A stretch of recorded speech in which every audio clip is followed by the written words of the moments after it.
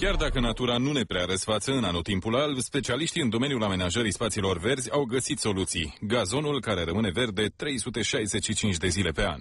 Aici avem un produs nou, inovator, un gazon foarte frumos care se pretează pentru stadioane, terenuri de joacă și atât cât și pentru grădini.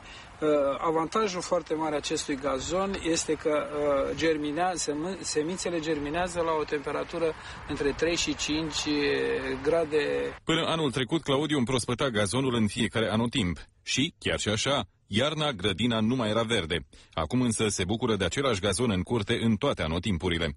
Prețul unui kilogram de sămânță l-a costat 20 de lei pe metru pătrat. Cum o vedeți de verde, am avut-o toată iarna. Dacă este dată zăpada de pe gazon, este verde. Acest gazon poate să reziste 7 ani, 10 sau 50 de ani, în funcție de ce tehnologie de mentenanță se aplică. După cum se poate vedea aici, avem o plantă care rezistă iarna la temperaturi joase, e colorată galben, roșu, mai sunt și alte soiuri care rămân neschimbate. Taxusul, care după cum se poate vedea rămâne verde și cu bobițele roșii pe timpul iernii la temperaturi joase. Și nici greu de întreținut nu sunt, mai ales că umiditatea este destul de crescută la noi. Oricine își poate permite. Plantele încep de la 4 lei per bucată, după cum se vede iedera, până la 650 de lei, care avem acest brad de argintiu în jur de 2,80 m înălțime.